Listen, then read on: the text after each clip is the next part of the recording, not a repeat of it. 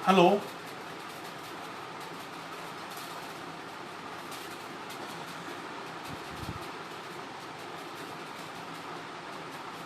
Hello.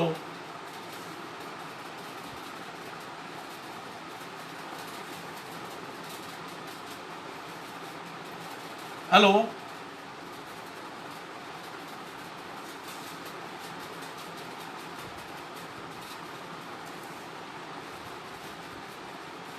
Indian science communicator group में आज हम एक नई चर्चा पर बात कर रहे हैं। हेलो।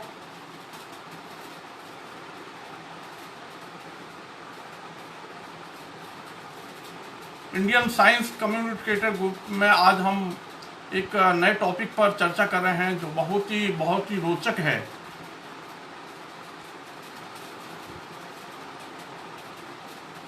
हेलो।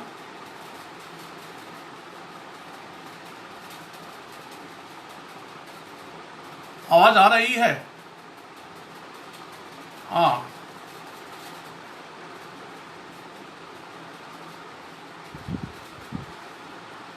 आप सभी का स्वागत है। आज की इस चर्चा में सुपर कॉन्टिनेंट एक बहुत बड़ा भ्रम है। हम आज इस चर्चा में आपके सामने एक नई बात रख रहे हैं।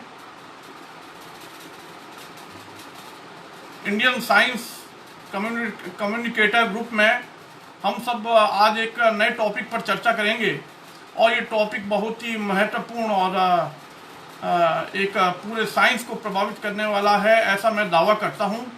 आप सभी आशा करता हूँ बहुत ही ध्यान से इसको नोट करेंगे, सुनेंगे और इस चर्चा में हम आप सभी को आमंत्रित करते हैं। तो आज की चर्चा में सुपर कॉन्टिनेंट एक बहुत बड़ा भ्रम, सुपर कॉन्टिनेंट एक गिगेंटिक इल्यूजन, इस पर हम चर्चा कर रहे हैं। सुपर कॉन्टिनेंट किस प्रकार से एक बहुत बड़ा भ्रम है। जियोलॉजी में ये एक बहुत बड़ा टॉपिक है कि पृथ्वी पर पहले एक बहुत बड़ा सुपर कॉन्टिनेंट था। इसके पीछे बहुत सी बातें कही जाती है कि कॉन्टिनेंट्स के किनारे इस प्रकार से अफ्रीका और साउथ अमेरिका और दूसरे महाद्वीप है, उनके किनारे इस प्रकार से एक दूसरे में फिट होते हुए लगते हैं, जैसे कि वे एक दूसरे से जिग सा पजल की तरह फिट होते हुए होते हैं। मेरे सामने इधर देखिए मानचित्र है और इस चर्चा में मैं आपको ये कहना चाहता हूँ कि सुपर कॉन्टिनेंट के बारे में जो मिथ्या भ्रम है, इसको तोड़ने के लिए आज आपके सामने एक नई चर्चा छेड़ रहा हूँ। और पेंजिया नाम का एक बहुत बड़ा सुपर कॉन्टिनेंट था, ऐसा कहा जाता है, क्योंकि कॉन्टिनेंट्स के किनारे एक दूसरे से फिट होते हैं और उनकी कोस्ट लाइन है वो एक दूसरे में पूरी तरह से फिट होती है, ऐसा कहा जाता है।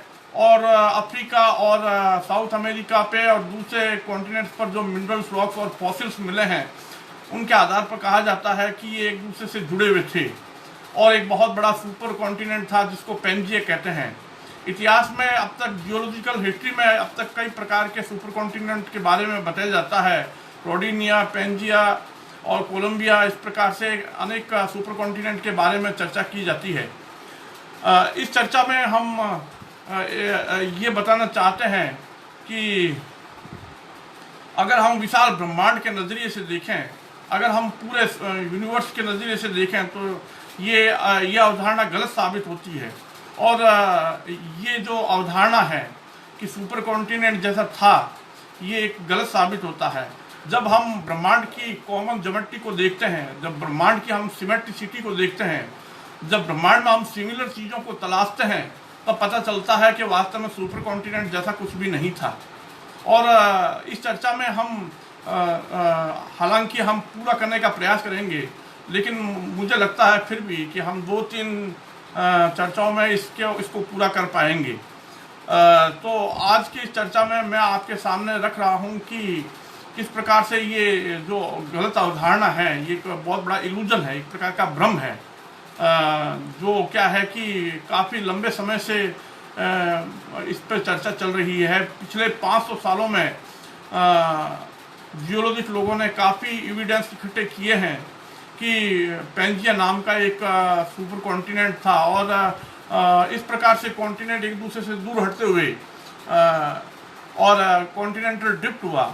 और अल्फ्रेड वेगनर नाम के एक बहुत बड़े भूगोलवेत्ता ने यह बताया कि वास्तव में कॉन्टिनेंट एक दूसरे से दूर हट रहे हैं और इस प्रकार से हमारा जो इंडिया है या दूसरे कॉन्टिनेंट ऑस्ट्रेलिया है और अंटार्कटिका है और इस प्रकार से अफ्रीका और ये सब एक दूसरे से दूर हटते हुए इस प्रकार से आज के इस स्थिति में आ गए। इसके पीछे फॉसिल्स के प्रमाण दिए जाते हैं, इसके पीछे सिमिलर रॉक्स और सिमिलर मिनरल्स और दो भिन्न कॉन्टिनेंट पर जो अलग अलग कॉन्टिनेंट पर जो मिले हैं उनके आधार पर ये कहा जाता है और भी बहुत से प्रमाण जियोलॉजिस्ट लोग देते हैं।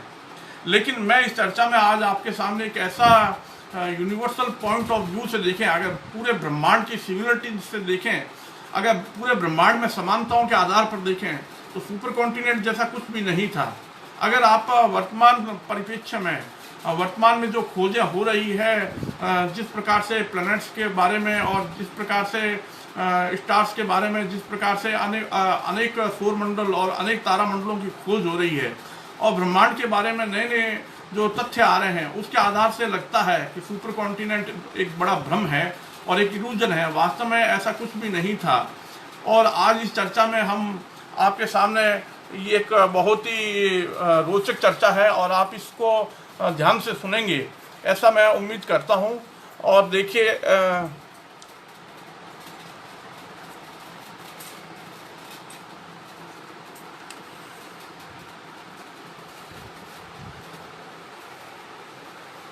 आपके सामने ये पीपीटी के माध्यम से मैं आपको दिखा रहा हूं कि सुपर कॉन्टिनेंट के बारे में जो गलत अवधारणाएं बना रखी है और जिस प्रकार से सोचा जाता रहा है कि सुपर कॉन्टिनेंट था।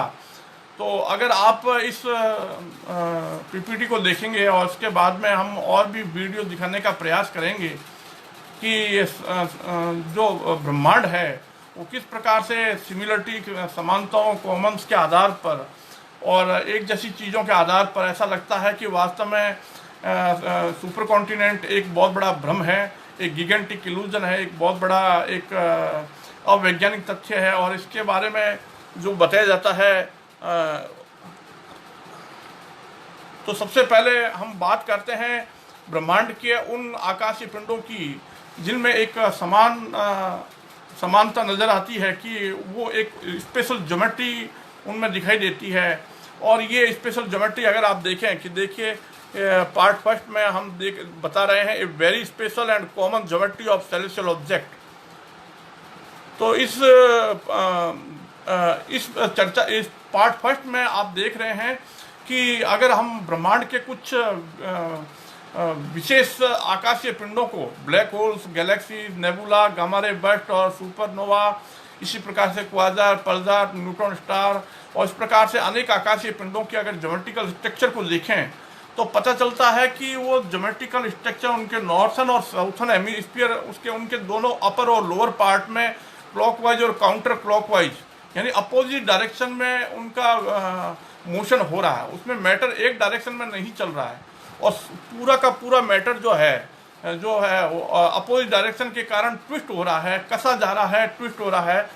और इस तरह से अगर आप देखिए कि ये जो आपने ये जो आकाशीय पिंडों के जो चित्र बता रहा हूँ मैं, ये आपके सामने देखिए कि इनमें जेट और इसमें एक्रीशन में जो मैटर का मोशन है वो एक तरह से ट्विस्ट होता हुआ है, कसता हुआ है। और इस तरह से अगर आप ध्यान से नोट करें तो ये वास्तव में एक तरह का क्या है कि एक स्प्रिंग की तरह कसावट है और वास्तव में ये एक प्रकार का घूर्णन नहीं है। और बड़े ही ध्यान से देखने की बात यह है कि आप और आगे देखिए इस प्रकार से जैसे जैसे आप लाइव है वो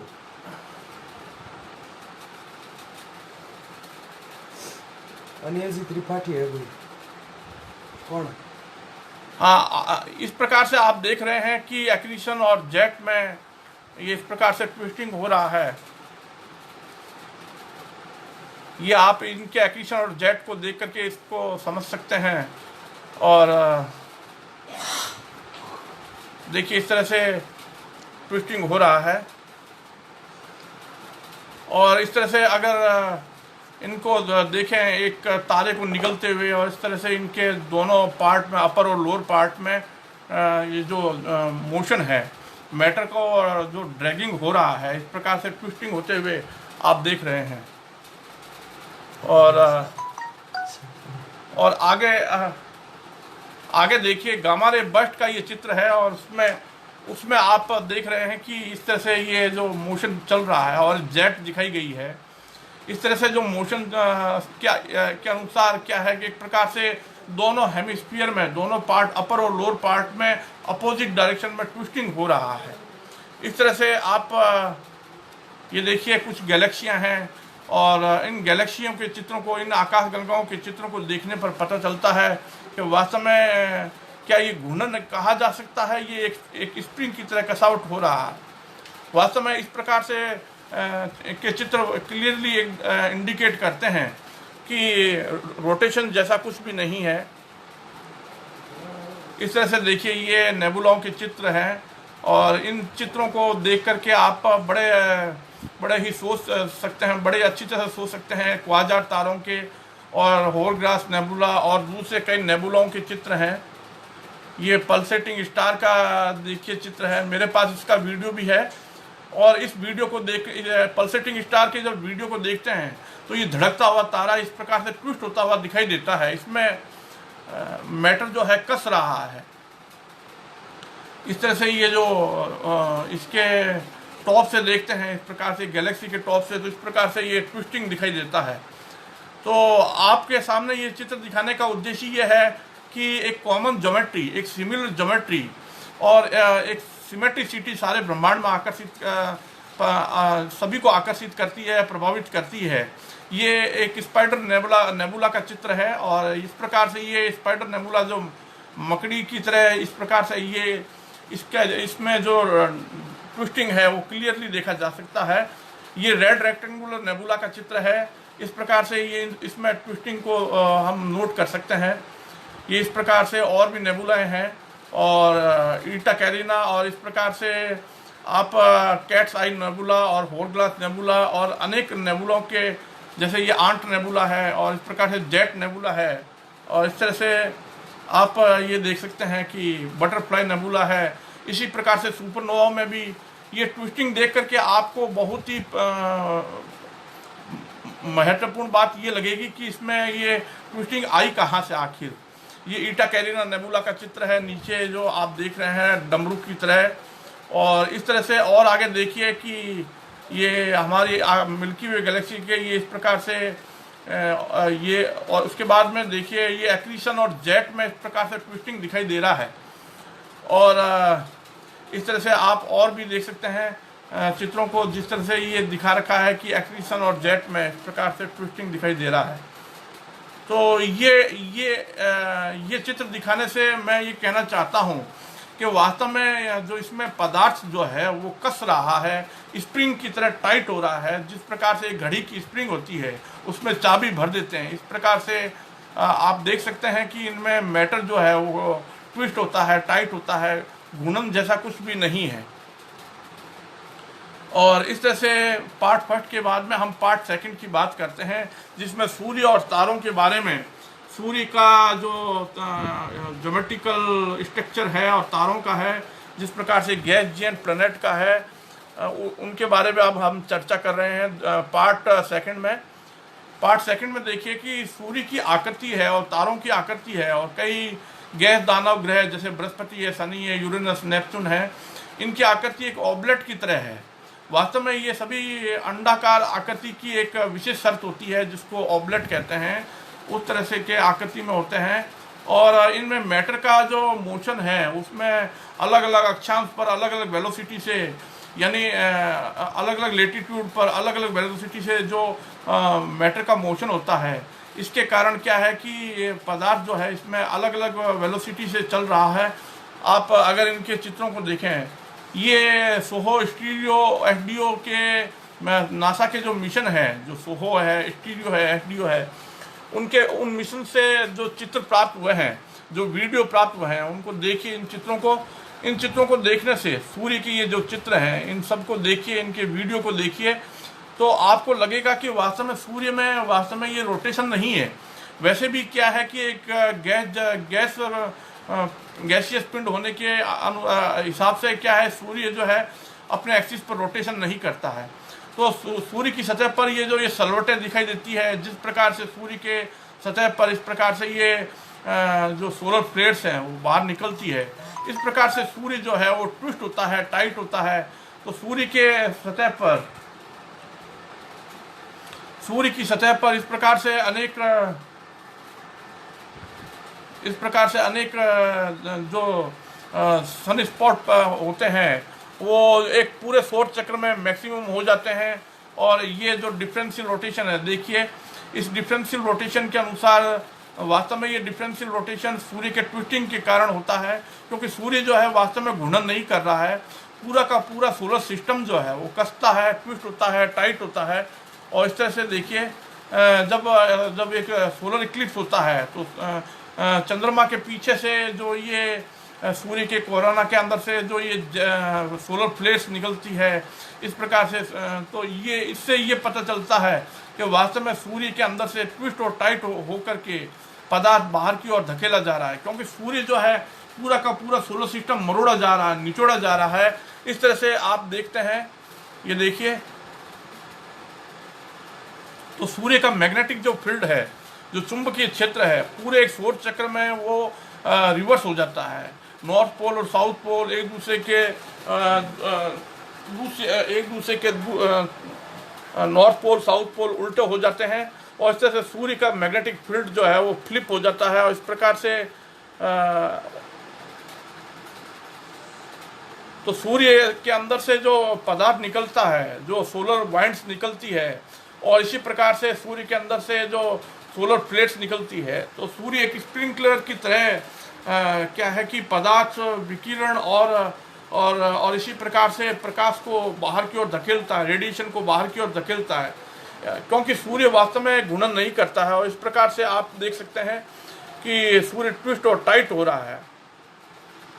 तो सूर्य की सतह पर जो सन स्पॉट है वो मैक्सिमम होते हैं, फिर मिनिमम हो जाते हैं, उनकी संख्या घटती बढ़ती रहती है। एक पूरे सौर चक्र में जब सन स्पॉट की संख्या मैक्सिमम हो जाती है, उसके बाद पुनः मिनिमम हो जाती है। इसके पीछे मूल कारण ये है कि वास्तव में सूर्य जो है वो कसता है, ट्विस्ट होता है, टाइट होता है, और इसके कारण क्या है, उसकी सतह पर सन स्पॉट क्या है, मैक्सिमम हो जाते हैं। ऐसा कहा जाता है कि सन स्पॉट जो है सूर्य के रोटेशन को सिद्ध करते हैं, लेकिन हम बात कर रहे हैं कि पूरे सौर चक्र में 11.1 वर्ष का जो सौर चक्र होता है, उसमें पूरे सौर चक्र में सन स्पॉट की संख्या मैक्सिमम हो जाती है, फिर वापस मिनिमम हो जाती है। इस तरह से साइक्लिक रूप से सन स्पॉट मैक्सिमम और मिनिमम होते रहते हैं। इस तरह से देखिए आप, ये जुपिटर के जो पोल्स हैं और जुपिटर के जो अलग अलग अक्षांश पर अलग अलग मैटर का मोशन है, इस तरह से आप देख सकते हैं कि जो अलग अलग अक्षांश पर जो मैटर का मोशन है वो अपोजिट डायरेक्शन में है, एक ही डायरेक्शन में नहीं है।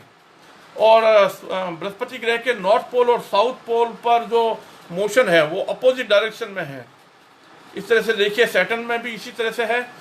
तो सैटर्न के नॉर्थ पोल और साउथ पोल पर जो मोशन है, इसी प्रकार से अलग अलग अक्षांश पर अलग अलग लेटीट्यूड पर जो मोशन है वो अपोजिट डायरेक्शन में होने के कारण क्या है कि हम कह सकते हैं कि सैटर्न और जुपिटर इस प्रकार से जो डिफरेंशियल रोटेशन के कारण ट्विस्ट और टाइट होते हैं। और वास्तव में क्या है कि ये इक्वेटर से ऊपर और इक्वेटर से नीचे, इस प्रकार से इनमें ये ध्यान से देखिए कि सैटर्न के नॉर्थ पोल और साउथ पोल एक दूसरे के अपोजिट मोशन करते हैं। ऐसा क्यों है? इसका कारण ये है कि वास्तव में ये बृहस्पति और शनि ग्रह आप घूर्णन नहीं करते और ट्विस्ट और टाइट होते हैं। इस तरह से देखिए। और आगे जैसे यूरेनस है, यूरेनस में भी इसी तरह से आप देख सकते हैं कि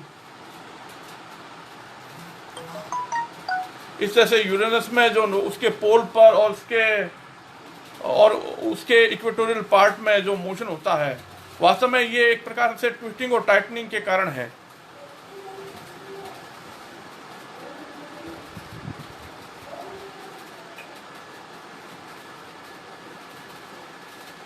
इस तरह से आप और आगे देखें कि ये देखिए नेपच्यून में भी आप इसी प्रकार से डिफरेंशियल रोटेशन यानी अलग अलग अक्षांश पर अलग अलग वेलोसिटी से जो मैटर का मोशन होता है,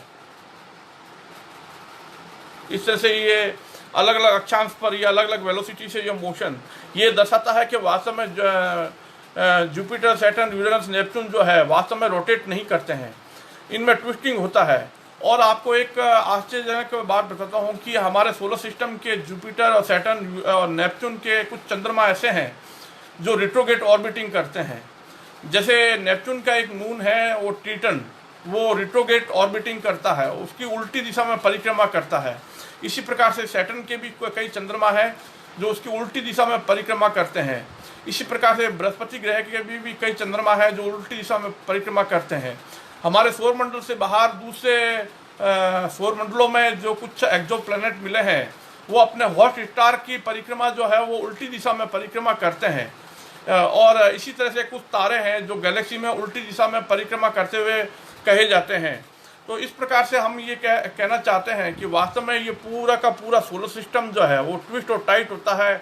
और गैसियन प्लैनेट भी देखो इस तरह से, अगर हम नेपच्यून के पोल को देखें और इस प्रकार से उसके डिफरेंट लेटीट्यूड पर ये मोशन को देखें, जो ये आप देख रहे हैं, तो ये इसका कारण क्या है? इसका कारण ये है क्योंकि ये सभी जो ग्रह हैं इनमें ट्विस्टिंग होता है। ये इस तरह से क्या है कि अलग अलग अक्षांश पर अलग अलग वेलोसिटी से क्या है कि प्रत्येक आकाशीय पिंड में इस प्रकार से जैसे बृहस्पति, शनि, यूरेनस, नेपच्यून और सूर्य में भी और इसी प्रकार से तारों में भी अपोजिट डायरेक्शन में जो है ट्विस्टिंग होता है। इस तरह से हम कहना ये चाहते हैं कि जैसे सूर्य में जो है 11.1 वर्ष के अंतराल में जो है मैग्नेटिक फील्ड उल्टा हो जाता है, उसकी ऑब्लेट शेप यानी पोल पर flattening on pole and bulging on equator, और इस प्रकार से 6 किलोमीटर का अंतर आ जाता है सूर्य के बल्गिंग होने से। और इसी तरह से सूर्य का जो सन स्पॉट है मैक्सिमम हो जाते हैं, फिर मिनिमम हो जाते हैं, फिर इस तरह से ये चक्रमय ढंग से चलते रहते हैं। इसी प्रकार से सूर्य के चारों ओर परिक्रमा करने वाले जो ग्रह हैं वो एक ही वेलोसिटी से वो सूर्य की परिक्रमा नहीं करते हैं, वो ऑर्बिटल वेलोसिटी में अप डाउन होता रहता है। सूर्य के अंदर से सोलर फ्लेयर कैसे निकलती है और इस प्रकार से प्रकाश क्यों निकलता है, सोलर वाइंड क्यों निकलते हैं, क्योंकि सूर्य वास्तव में ट्विस्ट होता है, सूर्य मरोड़ा जाता है और निचोड़ा जाता है, इस कारण से ऐसा होता है। और आगे देखते हैं हम, तो ये सभी इमेजेस जो है जो गैस दानव ग्रहों के चित्र हैं और इसी प्रकार से सूर्य के चित्र हैं, ये इंडिकेट करते हैं कि ब्रह्मांड में जो तारे हैं वो ग्रह हैं, उन सभी में क्या है कि ट्विस्टिंग और टाइटनिंग होता है और उनके अपोजिट डायरेक्शन में मोशन के कारण इस प्रकार से क्या है कि ट्विस्टिंग और टाइटनिंग होने के कारण वास्तव में क्या है कि वो घूर्णन नहीं करते। अब अगर हम पार्ट 3 में अब पृथ्वी की बात करें, पृथ्वी के संदर्भ में यही बात करें कि how super continent is a very wrong illogical and gigantic illusion and unscientific thinking। यानी कहने का मतलब ये है कि पृथ्वी पर एक समय जब सारे कॉन्टिनेंट एक दूसरे से जुड़े हुए थे और एक बड़ा कॉन्टिनेंट था और वो कॉन्टिनेंट ब्रेक होकर के एक पूर्व में चला गया, एक पश्चिम में, एक दक्षिण में, एक उत्तर में, इस तरह से अलग अलग डायरेक्शन में चले गए। और वो ब्रेक होने के कारण क्या है कि वास्तव में जो कॉन्टिनेंट है उनकी जो शेप है, उनकी जो कोस्ट लाइन है, जैसे इंडिया है, जैसे और इसी प्रकार से अफ्रीका है, इसी प्रकार से ऑस्ट्रेलिया है और इसी प्रकार से कई छोटे बड़े कॉन्टिनेंट है, उत्तरी अमेरिका, दक्षिण अमेरिका, इस प्रकार से ये कहा जाता है कि वो आपस में फिट थे क्योंकि उनकी कोस्ट लाइन इस प्रकार से है। और दूसरा उनके फॉसिल्स और सिमिलर रॉक्स और मिनरल्स जो मिले हैं उनके आधार पर ये कहा जाता है। लेकिन हमारे पास में इस प्रश्न का जवाब है, क्योंकि हम ये कहते हैं कि वास्तव में सुपर कॉन्टिनेंट जैसा कुछ भी नहीं था। जैसे पृथ्वी पर ये जो हवाओं का मोशन है वो उसी तरह से जैसे बृहस्पति, शनि, यूरेनस, नेपच्यून में जिस प्रकार से मोशन चलता रहा उसी तरह से ये हवाओं का पैटर्न उसी रूप में आज भी वो अस्तित्व रखता है। और डिफरेंशियल रोटेशन के कारण ये हवाओं का इस प्रकार से मूवमेंट होता है और देखिए इस प्रकार से जो डिफरेंशियल रोटेशन है इसके प्रभाव से ये इस प्रकार से तो महाद्वीपों और सॉरी क्या है कि महासागरों का जो पानी है वो नॉर्थन और साउथर्न हेमिस्फीयर में अपोजिट डायरेक्शन में चलता है। और इसी प्रकार से क्या है कि हमने इसको अप्लाई किया है कि कॉन्टिनेंट पर भी ये ऐसा ही प्रभाव पड़ता है, क्योंकि कोरियोलिस फोर्स के कारण नॉर्थन और साउथर्न हेमिस्फीयर में ये बताया जाता है कि अपोजिट डायरेक्शन में जो क्या है कि मोशन होता है। और इस तरह से क्या है कि उत्तरी और दक्षिण गोलार्ध में क्या है कि कोरियोलिस बल के प्रभाव से एक दूसरे से विपरीत दिशा में चक्रवात आते हैं। लेकिन इसका कारण ये नहीं है, हम जो कारण बता रहे हैं कि जो महासागरों का जो पानी का मूवमेंट है, ओशियन वाटर का जो है, और इसी प्रकार से हवाओं का मोशन है, इसी प्रकार से देखिए आपके सामने कोरियोलिस फोर्स वास्तव में क्या है कि ओशियन वाटर करंट को अपोजिट डायरेक्शन में मूवमेंट कराता है और वो ही हवाओं में ऐसा मोशन पैदा करता है। लेकिन हकीकत में ऐसा नहीं है। वास्तव में अगर कोरियोलिस फोर्स के प्रभाव से अगर ऐसा है तो कॉन्टिनेंट के पर भी इसका प्रभाव पड़ना चाहिए। और इस प्रकार से अगर हम देखते हैं कि जीपीएस ग्लोबल पोजीशनिंग सिस्टम से जो इस प्रकार से ये एरो दर्शा रहे हैं, नासा का ये जो ग्लोबल पोजीशन सिस्टम के ये जो डाटा बता रहे हैं, इस प्रकार से कॉन्टिनेंट्स के प्लेट मोशन होता है और कॉन्टिनेंट में मूवमेंट होता है। इस प्रकार से मूवमेंट के कारण कॉन्टिनेंट के पर ये जो एरो बताए गए हैं, वास्तव में इन एरो का मीनिंग ये है कि ये डिफरेंशियल रोटेशन का प्रभाव है जो जुपिटर, सैटर्न, यूरेनस, नेपच्यून और इस प्रकार से पृथ्वी में भी इसी प्रकार से दिखाई देता है। इस तरह से ट्रांसफॉर्म प्लेट मोशन और कन्वर्जेंट प्लेट मोशन और डाइवर्जेंट प्लेट मोशन, ये इस प्रकार से जो ये मोशन बताया जाता है कि कॉन्टिनेंट्स की प्लेट जो है कोई एक दूसरे के पास आ रही है, कोई करीब आ रही है, कोई दूर जा रही है, कोई एक दूसरे से दूर हट रही है और कोई एक दूसरे के ऊपर। और इस तरह से क्या है कि वास्तव में कन्वर्जेंट, डाइवर्जेंट और ट्रांसफॉर्म प्लेट मोशन होता है। उसका कारण ये नहीं है कि वास्तव में जो पृथ्वी जो है वो इस प्रकार से जो है कि एक्सपेंड हो रही है। और ये देखिए इस प्रकार से डिफरेंशियल रोटेशन का इफेक्ट है जो जुपिटर में देख रहे हैं, जो सैटर्न में देख रहे हैं, यूरेनस, नेपच्यून में देख रहे हैं, उसी के प्रभाव से पृथ्वी में भी ऐसी प्रकार का प्रभाव था। और इस तरह से इसी ने महाद्वीपों को ऐसी आकृति दी।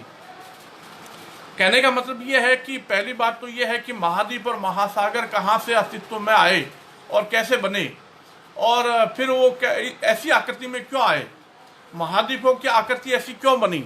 और इसका कारण ये है कि देखिए कि जैसे सूर्य में डिफरेंशियल रोटेशन होता है, जैसे जुपिटर में होता है, जैसे सैटर्न में होता है, जैसे यूरेनस, नेपच्यून में होता है, उसी ने अफ्रीका और दक्षिण अमेरिका को ऐसी आकृति दी। यानी कि ये आकृति जो बनी है अमेरिका, दक्षिण अमेरिका और अफ्रीका की, वो एक दूसरे में जिक्सा फिटिंग के कारण नहीं है। ये इस तरह से जो दिखाया जाता है कि दक्षिण अमेरिका और अफ्रीका एक दूसरे में फिट थे, ये इस प्रकार से फिट नहीं थे।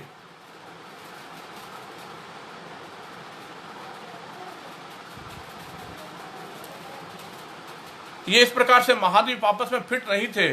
और इस तरह से जो बताया जाता है कि जो सिमिलर फॉसिल्स हैं, जो रॉक्स हैं, और इस प्रकार से जो ये बताया जाता है कि एक कॉन्टिनेंट को क्रॉस करके दूसरे कॉन्टिनेंट पर किस प्रकार से जानवर पहुंच गए और पौधे पहुंच गए, ये इसका कारण ये नहीं है। इसके पीछे मूल कारण अलग है। ये इस प्रकार से लॉन्ग टाइम डिफरेंशियल रोटेशन के कारण एक कॉन्टिनेंट को क्रॉस करके दूसरे कॉन्टिनेंट पर ये फॉसिल्स और जानवर और पेड़ पौधे पहुंच गए। इस तरह से तो वास्तव में क्या है कि जो सुपर कॉन्टिनेंट पेंजिया बताया जाता है, ऐसा कुछ भी नहीं था और ना ही वो ब्रेक होकर के इस प्रकार से कॉन्टिनेंट वर्तमान स्थिति में आए। तो ये बताया जाता है कि परमियन युग में ऐसा था, फिर ट्राइएजिक में ऐसा था, फिर जुरासिक में ऐसा था, फिर क्रिटेशियस में ऐसा था, और आज वर्तमान स्थिति में ये है। लेकिन ऐसा कुछ भी नहीं था। हमारे अनुसार क्या है कि साउथ अमेरिका और अफ्रीका है, वो आपस में कभी भी इस तरह से जिक्सा फिटिंग नहीं थी। यानी एक दूसरे में फिट होते हुए जो दिखाए जाते हैं कि बहुत पहले जो कहा जाता था, जियोलॉजिस्ट लोग कहते थे कि वास्तव में क्या है कि ये कॉन्टिनेंट एक दूसरे में फिट होते हैं, लेकिन मेरा दावा है कि वास्तव में ऐसा कुछ भी नहीं था। और इस तरह से ये जो इंडिया को बताया जाता है कि अंटार्कटिका और इस तरह से क्या है कि अफ्रीका और इस तरह से मेडागास्कर से और इस तरह से खंडित होते हुए इंडिया हिंद महासागर में ये धीरे धीरे ऊपर बढ़ता गया और इस तरह से बढ़ते बढ़ते आकर के एशिया से आके टकराया और इस तरह से हिमालय की उत्पत्ति हुई। हाँ, ये जरूर है कि इंडिया जो है एशिया से टकराया, लेकिन वास्तव में इंडिया जो है वो सुपर कॉन्टिनेंट के ब्रेक होने के कारण इस तरह से नहीं आया। और इस तरह से जो इंडिया जो है इसके बारे में देखिए, इस तरह से बताया जाता है कि इंडिया के ऊपर लगातार फोर्स लग रहा है, जिसके कारण वो उत्तर की दिशा में चलता जा रहा है और हिमालय लगातार ऊंचा होता जा रहा है, लेकिन ऐसा नहीं है। वास्तव में इंडिया पर पूर्व की दिशा में फोर्स लगता है, पश्चिम की दिशा में लगता है और नॉर्थ और साउथ दोनों दिशा में फोर्स लगता है। और इस तरह से इंडिया जो है बैंड होए हुआ है। ये इंडिया बैंड होए हुआ क्यों है, ट्विस्ट होए हुआ क्यों है? और कई नदियां हैं जो क्या है कि बंगाल की खाड़ी में की तरफ मुड़ जाती है और इस तरह से इंडिया को बैंड होए हुआ बताते हैं, लेकिन वास्तव में इंडिया जो है वो बैंड होए हुआ इसलिए है क्योंकि पृथ्वी जो है वो घूर्णन नहीं कर रही है। वास्तव में पृथ्वी ट्विस्ट हो रही है, टाइट हो रही है। और इसके कारण क्या है कि कॉन्टिनेंट की ऐसी शेप हुई अलग अलग अक्षांश पर। इस तरह से क्या है कि जैसे अंटार्कटिका है, ये अंटार्कटिका की ऐसी शेप क्यों बनी और इस प्रकार से ग्रीनलैंड की शेप ऐसी क्यों बनी। इसी तरह से ग्रीनलैंड के पास जो आर्कटिक एरिया में जो ये छोटे छोटे कॉन्टिनेंट है, छोटे छोटे ये द्वीप है, और इसी प्रकार से अंटार्कटिका की जो ये शेप है, इसका कारण ये नहीं है कि ये आपस में फिट से सुपर कॉन्टिनेंट जैसा कुछ भी नहीं था। इस प्रकार से जैसे हम यूरेनस में देखते हैं, जैसे हम सैटर्न में देखते हैं, जैसे हम जुपिटर में देखते हैं, उसके नॉर्थ पोल और साउथ पोल को देखते हैं, इसी तरह से अंटार्कटिका में भी यही था कि अंटार्कटिका की शेप का ऐसा कारण ये है कि वास्तव में लॉन्ग टाइम डिफरेंशियल रोटेशन ने इस प्रकार से क्या है कि अलग अलग अक्षांश पर इस प्रकार से महाद्वीपों को ये आकृति प्रदान की। वास्तव में ये अंटार्कटिका की आकृति का कारण यही है। जैसे हम यूरेनस में देख रहे हैं, जैसे नेपच्यून में देख रहे हैं, जैसे हम सैटर्न और जुपिटर में देखते हैं। ये देखिए सैटर्न के नॉर्थ पोल को देखिए, तो अगर ये इस तरह से क्या है कि अपोजिट डायरेक्शन में चलते हैं, जैसे जुपिटर के नॉर्थ पोल और साउथ पोल को देखें तो एक दूसरे के अपोजिट चलते हैं। तो वास्तव में क्या है कि अंटार्कटिका की और इस प्रकार से जो ये ग्रीनलैंड और छोटे छोटे द्वीप हैं उनकी आकृति का कारण ये है क्योंकि लॉन्ग टाइम डिफरेंशियल रोटेशन ने इस प्रकार से शेप दी। इस तरह से देखिए, जैसे सैटर्न है उसके नॉर्थ पोल और साउथ पोल को देखें तो एक दूसरे के अपोजिट चलते हैं, लेकिन इसके पीछे एक मूल कारण क्या है? मूल कारण यह है क्योंकि Jupiter, Saturn, Uranus, Neptune, super अर्थ से अर्थ इस प्रकार से धीमी गति से पृथ्वी पर सॉलिड क्रस्ट का फॉर्मेशन हुआ और वो सॉलिड क्रस्ट डिफरेंशियल रोटेशन के अनुसार क्या है कि आकृति लेती गई। और इस तरह से जैसे देखो कि यूरेनस के जो नॉर्थ पोल है या इसके साउथ पोल दोनों को देखें तो ध्यान से देखने पर पता चलता है कि वास्तव में अंटार्कटिका की ऐसी आकृति का कारण जो है वो क्या है कि डिफरेंशियल रोटेशन के कारण इस प्रकार से आकृति बन गई। जैसे मंगल ग्रह है, मंगल ग्रह के नॉर्थ पोल और साउथ पोल को देखें तो एक दूसरे अपोजिट दिशा में टर्न हुए हुए लगते हैं। और इस तरह से अगर आप सन, जुपिटर, सैटर्न, यूरेनस, नेपच्यून और अर्थ इस प्रकार से एक लॉन्ग प्रोसेस, यानी कहने का मतलब यह है कि महाद्वीप और महासागर कैसे बनते गए, उनका इवोल्यूशन कैसे हुआ, महाद्वीप और महासागर कैसे विकसित हुए। तो महाद्वीप और महासागर इस प्रकार से विकसित हुए कि सूर्य और बृहस्पति के बीच के अनेक ग्रह मिले हैं और बृहस्पति और शनि के बीच के अनेक ग्रह मिले हैं, शनि और यूरेनस के बीच के अनेक ग्रह मिले हैं, और यूरेनस और नेपच्यून के बीच के अनेक ग्रह मिले हैं, और नेपच्यून और सुपर अर्थ के बीच के अनेक ग्रह मिले हैं, और सुपर अर्थ और पृथ्वी के बीच के अनेक ग्रह मिले हैं। तो इस प्रकार से अगर उन सबको एक क्रमिक ढंग से देखा जाए, अगर उनको एक सिस्टमेटिक ढंग से देखें तो वास्तव में क्या है कि इस तरह से महाद्वीपों की सॉलिड क्रस्ट का फॉर्मेशन हुआ। कहने का मतलब ये है कि जो आज हम कॉन्टिनेंट देख रहे हैं वो एक प्रकार से लॉन्ग टाइम डिफरेंशियल रोटेशन के कारण इस प्रकार से आकृति लेते गए और आगे बढ़े। तो इस तरह से देखिए कि स्लो बाय स्लो धीमी गति से सॉलिडिफिकेशन हुआ। जैसे जैसे बृहस्पति और शनि में शनि यूरेनस में, यूरेनस नेपच्यून में, नेपच्यून सुपर अर्थ में, और सुपर अर्थ पृथ्वी में। इस प्रकार से धीमी गति से ये ग्रह, ये गैस दानव ग्रह धीमी गति से एक सॉलिड प्लैनेट में बदलते गए और इस प्रकार से एक टेरेस्ट्रियल प्लैनेट में बदलते गए। तो इस तरह से क्या है कि सॉलिड क्रस्ट का फॉर्मेशन हुआ। इस तरह से हम देखते हैं कि पृथ्वी में जो लॉन्ग टाइम डिफरेंशियल रोटेशन है, जो नॉर्थन और साउथर्न पार्ट में आप देखें कि ट्विस्टिंग हो रहा है। इस तरह से देखें, अगर आप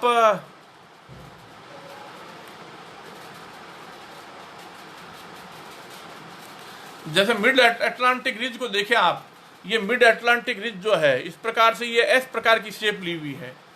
इस तरह से ये एस प्रकार की जो शेप है, इस प्रकार से और भी बता सकता हूं मैं कि पृथ्वी के ऊपर ऐसे डिफरेंशियल रोटेशन के अनेक निशान है। इस प्रकार से ये जो मिड अटलांटिक रिज है ये एस प्रकार की क्यों है?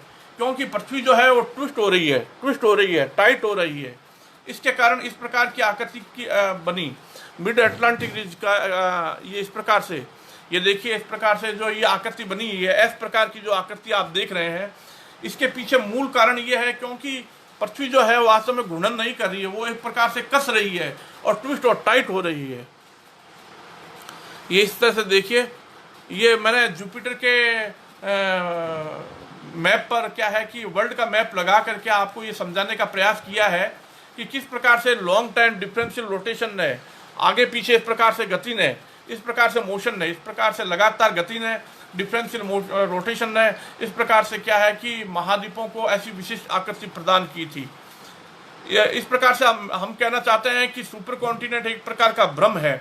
और ये इस प्रकार से जैसे हमने बताया है, जुपिटर का ये जो ग्लोब है, तो उस पर क्या है कि वर्ल्ड मैप लगा करके हम ये समझाना चाहते हैं कि इस प्रकार से ये जुपिटर में जो ये निशान दिख रहे हैं इस प्रकार से, तो इसी प्रकार से पृथ्वी पर भी रहे थे और इसी से पृथ्वी की पर डिफरेंशियल रोटेशन ने वास्तव में क्या है कि महाद्वीपों को आकृति प्रदान की थी।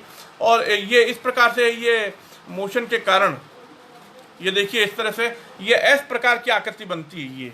ये एस प्रकार की आकृति क्या इंडिकेट करती है? ये इस प्रकार से एस प्रकार की आकृति, यदि आप वर्ल्ड के मैप को ध्यान से नोट करें, उत्तरी अमेरिका और दक्षिण अमेरिका की आकृति को नोट कीजिए और इस प्रकार से ये बैंड हुआ हुआ है, मैक्सिको, पनामा और कैरिबियन, और इस प्रकार से ये बैंड हुआ हुआ है। ये ग्रीनलैंड भी बैंड हुआ हुआ है, इसके पास में भी जो कनाडा से ऊपर है ये भी बैंड हुआ हुआ है। इस तरह से अफ्रीका है। इस तरह से क्या है कि और भी छोटे बड़े कॉन्टिनेंट है, जो देखिए इंडिया भी बैंड हुआ हुआ है। इस तरह से अगर आप फिलीपींस, कंबोडिया और इस तरह से इंडोनेशिया और इस तरह से और भी स्थान देखें, ये इस प्रकार से बेंडिंग साफ दिखाई देती है। ये ही बेंडिंग आप ऑस्ट्रेलिया में भी देख सकते हैं, न्यूजीलैंड में भी देख सकते हैं। और इस तरह से अगर हवाई टापू पर देखें, ऊपर हवाई द्वीप समूह में देखें, तो हवाई बैंड में भी इस प्रकार से दिखाई देता है। तो ये इस प्रकार से बेंडिंग क्यों है? ये एक बहुत ही महत्वपूर्ण प्रश्न है, क्योंकि लॉन्ग टाइम डिफरेंशियल रोटेशन जो है, इस तरह से जो ये पृथ्वी पर ये जो निशान है, ये जो हमने गोल घेरे से बताए हैं, तो ये अपोजिट डायरेक्शन में इस प्रकार से होने से, इस प्रकार से ट्विस्टिंग होने से इस प्रकार के निशान बने थे। ये देखिए इस प्रकार से जो निशान बताए हैं, तो इन स्थानों पर देखें, अगर ड्रैक पैसेज को देखें, इधर आप साउथ अमेरिका को देखें, और इसी तरह से क्या है मैक्सिको, पनामा और इस प्रकार से कैरिबियन, और नॉर्थ अमेरिका और इस प्रकार से ग्रीनलैंड, और ग्रीनलैंड के पास में और कनाडा के ऊपर इस तरह से क्या अफ्रीका की आकृति और मेडागास्कर की आकृति, और इस मेडागास्कर के पास में जो और भी छोटे छोटे जो है, इस तरह से इंडिया का बैंड हुआ है। और इसी प्रकार से इंडोनेशिया और कंबोडिया और ये फिलीपींस और इस प्रकार से बैंड हुए हैं। और इसी प्रकार से अगर न्यूजीलैंड को देखें, ये फाल्ट है और इस प्रकार से बैंड हुआ है। तो इस प्रकार से हम कहना ये चाहते हैं कि इस प्रकार से क्या है कि संपूर्ण पृथ्वी जो है वो ट्विस्ट हो रही है, टाइट हो रही है और कसी जा रही है। तो इस प्रकार से हम और भी देखें, अगर आप पृथ्वी के इस प्रकार से ये जो हवाई द्वीप समूह है, इसमें ये बेंडिंग है, और नीचे इधर न्यूजीलैंड में अपोजिट बेंडिंग है, और इस प्रकार से ये जो ड्रैक पैसेज है इसमें जो बेंडिंग है। इस तरह से वर्ल्ड के मैप को आप ध्यान से देखें तो आपको अनेक बेंडिंग दिखाई देंगे। कहने का मतलब ये है कि इन सभी से ये इंडिकेट होता है कि पूर्व में हमारे जो ये पृथ्वी ग्रह है इसमें भी डिफरेंशियल रोटेशन था, इसमें भी ट्विस्टिंग था, जैसे ब्लैक होल में होता है, तारों में होता है, गैलेक्सियों में होता है, इसी प्रकार से सुपरनोवा, इसी प्रकार से नेबुलाओं में होता है, इसी प्रकार से सूर्य और तारों में होता है, इसी प्रकार से गैस दानव बृहस्पति, शनि, यूरेनस, नेपच्यून में होता है। वही बेंडिंग और वही ट्विस्टिंग और वही डिफरेंशियल रोटेशन अंततः हमारे पृथ्वी में भी दिखाई देने लगता है। और इस तरह से देखिए तो ये जो प्लेसेज हैं इन स्थानों को देखने पर साफ इंडिकेट होता है कि पृथ्वी जो है वास्तव में घूर्णन नहीं कर रही है, ट्विस्ट और टाइट हो रही है। तो प्रश्न ये उठता है कि आखिर ये अगर ये ट्विस्ट और टाइट हो रही है तो दिन रात कैसे होते हैं। तो मैं कहना ये चाहता हूं कि आप ट्विस्टिंग की रेट को नोट कीजिए, ट्विस्ट और टाइट की जो ट्विस्ट होने की कारण है। इस तरह से देखिए, अगर आप पृथ्वी के ग्लोब पर इस प्रकार से ध्यान से देखें तो ये इस प्रकार से जो निशान है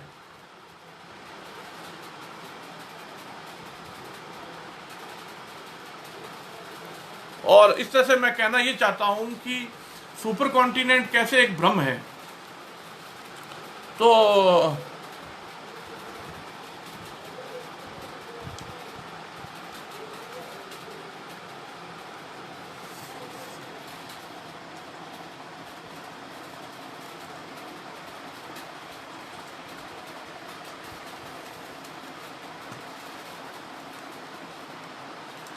कहने का मतलब यह है कि अगर आप विश्व के नक्शे पर, वर्ल्ड मैप पर अगर आप उन स्थानों को तलाशें, उन स्थानों को ध्यान से देखें तो अफ्रीका, अमेरिका और नॉर्थ अमेरिका, साउथ अमेरिका के बीच के स्थान और इसी प्रकार से दूसरे स्थानों को ध्यान से नोट करें। जैसे इंडिया बैंड हुआ है, इसी प्रकार से क्या है एशिया भी बैंड हुआ है, इसी प्रकार से अफ्रीका भी बैंड हुआ है, मिड अटलांटिक रिज इस प्रकार से है। तो आपके सामने जो ये विश्व का ये जो मानचित्र में दिखा रहा हूँ, इस तरह से देखिए ऊपर नीचे पूरा का पूरा ये बैंड हुआ दिखाई देता है। और इस तरह से अगर आप ध्यान से नोट करें तो पूरे ग्लोब पर ऐसे अनेक निशान दिखा सकता हूँ, जहाँ पे क्या है कि ध्यान से अवलोकन करने पर, क्योंकि नॉर्थन और साउथर्न हेमिस्फीयर में हवाओं का मोशन देखिए आप, इसी प्रकार से पानी का मोशन देखिए, ओशियन वाटर का मोशन देखिए, और इसी प्रकार से आप क्या है कि महाद्वीपों के पैटर्न को देखें, ज्योमेट्रिकल पैटर्न को देखें तो साफ डिफरेंशियल रोटेशन का इफेक्ट दिखाई देता है। कहने का मतलब यह है कि फिर सुपर कॉन्टिनेंट कहाँ से था। अगर हम ऐसा सोचें कि जुपिटर और सैटर्न के बीच के अनेक प्लैनेट मिले हैं, सैटर्न और यूरेनस के बीच के अनेक प्लैनेट मिले हैं, यूरेनस और नेपच्यून के बीच के अनेक प्लैनेट मिले हैं, और नेपच्यून और सुपर अर्थ के बीच के अनेक प्लैनेट मिले हैं, और सुपर अर्थ और अर्थ के बीच के अनेक प्लैनेट मिले हैं। कैसे मिले हैं? नासा का केपलर मिशन ये पूरी तरह से ये इंडिकेट करता है। नासा का केपलर मिशन ये बताता है कि वास्तव में इतने ग्रह मिले हैं, तो आखिर उन ग्रहों को अगर एक क्रम में रखें, एक सीक्वेंस में रखें, तो पता चलता है कि वास्तव में क्या है कि जो पृथ्वी का जन्म है, पृथ्वी की उत्पत्ति है, वो बदल जाती है, यानी कि नेबुलर हाइपोथेसिस रॉन्ग साबित होती है। कहने का मतलब ये है कि अगर हम पृथ्वी और दूसरे ग्रहों को एक सिस्टमेटिक सीक्वेंस में रखें, मास, साइज, वॉल्यूम, इस प्रकार से रेडियस, इस प्रकार से ग्रेविटी, इस प्रकार से टेम्परेचर, इस प्रकार से मैग्नेटिक फील्ड, उन सभी को एक क्रमिक ढंग से देखें, तो धीरे धीरे गैस दानव ग्रह एक रॉकी प्लैनेट में, ये टेरेस्ट्रियल प्लैनेट में कन्वर्ट होता है। इस प्रकार से कहने का मतलब यह है कि पृथ्वी जो है वो क्या है कि उसकी उत्पत्ति नेबुलर हाइपोथेसिस के अनुसार नहीं हुई, और नेबुलर हाइपोथेसिस एक प्रकार का एक गलत अवधारणा है। और वास्तव में इमैनुअल कांट और जो लाप्लास ने जो थ्योरी दी थी, निहारिका से एक गैस डस्ट पार्टिकल और इस प्रकार से क्लाउड जो है गैस का क्लाउड वो इकट्ठा हुआ, और वो इस प्रकार से इकट्ठा होकर के इस प्रकार से उसमें घूर्णन होने लगा, और उसके एक्रीशन में पदार्थ टकराते प्लैनेट बनने लगे। तो फिर गैस जीन प्लैनेट को कैसे बताएंगे, वो उनकी उत्पत्ति को कैसे समझाएंगे। रॉकी प्लैनेट जो है, रॉकी प्लैनेट की उत्पत्ति को तो बता देते हैं कि वास्तव में इस प्रकार से हुआ कि पृथ्वी की उत्पत्ति ऐसे हुई। अगर अगर आप ध्यान से देखें, क्या पृथ्वी जो है जो अगर पैंजिया खंडित हुआ उस प्रकार से क्या है कि कॉन्टिनेंट अलग अलग हुए, तो क्या पृथ्वी एक्सपेंड हो रही है? इस प्रकार से ऑस्ट्रेलिया के एक अर्थ साइंटिस्ट है, उन्होंने कहा था कि जो वास्तव में जो पृथ्वी जो है एक्सपेंड हो रही है, और इस प्रकार से वो जो सॉलिड क्रस्ट है वो खंडित होते हुए इस प्रकार से क्या है कि महाद्वीपों की उत्पत्ति हुई, और इस प्रकार से हमारी पृथ्वी जो है एक्सपेंड होती जा रही है। लेकिन एक्सपेंड कब तक होती रहेगी, ये प्रश्न है। ये एक गलत अवधारणा है। वास्तव में पृथ्वी जो है एक्सपेंड नहीं हो रही है, बल्कि पृथ्वी सिकुड़ती जा रही है। और पृथ्वी का भविष्य क्या है?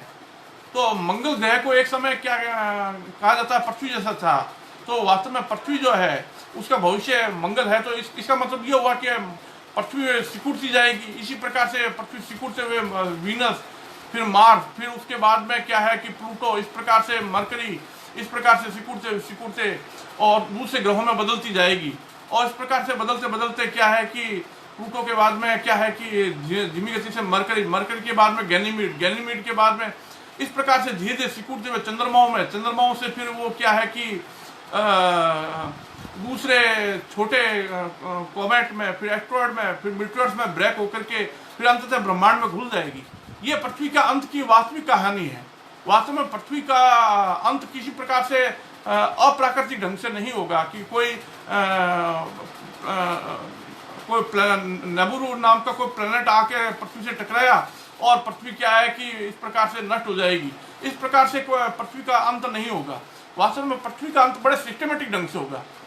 पृथ्वी का अंत धीमी गति से होगा और पृथ्वी धीरे धीरे वीनस में बदलेगी, वीनस से फिर मार्स में बदलेगी, मार्स के बाद में धीरे धीरे क्या है कि वो प्लूटो में बदलेगी, प्लूटो से धीरे धीरे वो क्या है कि धीरे धीरे वो दूसरे गैनीमीड चंद्रमाओं और दूसरे चंद्रमाओं बदलते हुए इस तरह से धीरे धीरे कॉमेट में बदलते हुए, कॉमेट से एस्ट्रॉयड में बदलते हुए, एस्ट्रॉयड से फिर धीरे धीरे ब्रेक होते हुए अंततः ब्रह्मांड में घुल जाएगी। कहने का मतलब यह है कि पृथ्वी की उत्पत्ति कैसे हुई और दूसरे ग्रहों की उत्पत्ति कैसे हुई। हमारी पृथ्वी थोड़ी बड़ी थी, ऐसे ग्रह मिले हैं जो पृथ्वी से थोड़े से बड़े मिले हैं और वो सुपर आर्थ जैसे हैं, और सुपर आर्थ से भी थोड़े बड़े हैं जो मिनी नेपच्यून है, और थोड़े बड़े मिले हैं और बड़े मिले हैं। इस प्रकार से हम बैक में जाएं तो धीरे धीरे क्या है कि हमारा जो ये पृथ्वी जो है उसकी उत्पत्ति जो है, हमारा सोलर सिस्टम बड़ा था और बड़ा था, सूर्य और बड़ा था। इस प्रकार से सूर्य जो है पहले एक बड़ा तारा था। इस तरह से क्या है कि धीरे धीरे बैक में चलते जाएं तो पृथ्वी एक गैस दानव ग्रह थी, और बैक में जाएं तो जो दूसरे ग्रह हैं जैसे मरकरी है, जैसे वीनस है, वो और बड़े थे। तो कहने का मतलब यह है कि आप सोलर सिस्टम की बैक में जाएं तो वास्तव में सोलर सिस्टम का फॉर्मेशन और रिवोल्यूशन गैस डेड पार्टिकल से नहीं हुआ है। मेरे पास में कुछ ऐसे रिसर्च पेपर भी है, दुनिया में ऐसा सोचने वाले और लोग भी हैं जो कहते हैं कि गैस जिन प्लैनेट है उनका कुछ भविष्य भी होगा। तो गैस जिन प्लैनेट ऐसे तो है नहीं कि बृहस्पति का अंत क्या है कि बृहस्पति के रूप में होगा, या शनि का अंत शनि के रूप में होगा, या यूरेनस नेपच्यून का अंत भी इसी प्रकार से होगा। धीमी गति से ये रॉकी प्लैनेट में कन्वर्ट होते जाएंगे। तो लाइफ का ओरिजिन कैसे हुआ? पानी कहाँ से आया? वायुमंडल कहाँ से आया? वास्तव में क्या हुआ कि जैसे जैसे जुपिटर सैटर्न में कन्वर्ट होता गया, सैटर्न यूरेनस में कन्वर्ट होता गया, यूरेनस नेपच्यून में कन्वर्ट होता गया, नेपच्यून सुपर आर्थ में, इस प्रकार से धीमी गति से हल्के से भारी तत्व और सरल से जटिल यौगिक बनते गए, और इस प्रकार से लाइफ का इवोल्यूशन हुआ। इस प्रकार से धीमी गति से पानी बना, इस प्रकार से धीमी गति से वायुमंडल बना।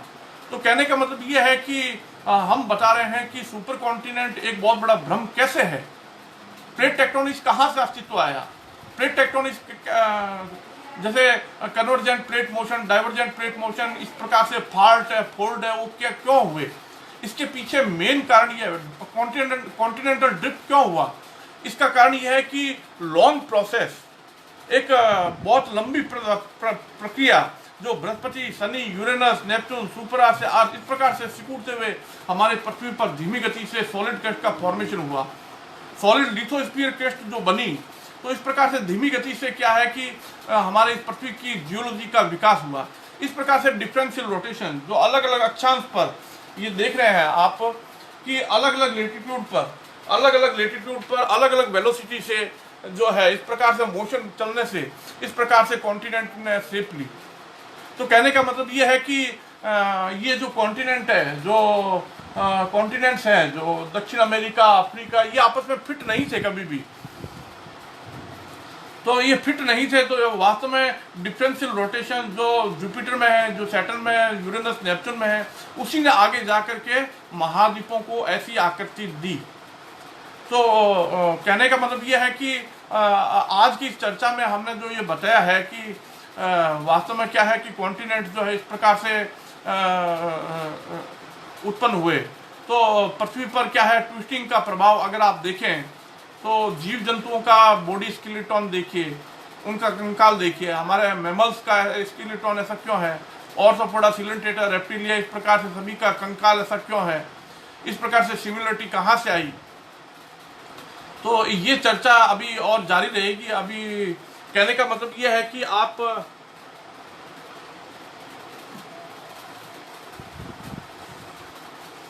अगर आप ब्रह्मांड में सिमिलरिटी की बात देखें कि जो ब्लैक होल में तारों में हो रहा है, जो गैलेक्सियों में हो रहा है, जो नेबुलाओं में हो रहा है, जो सूर्य और तारों में हो रहा है, इसी प्रकार से जो गैरदानव ग्रहों में हो रहा है, उसी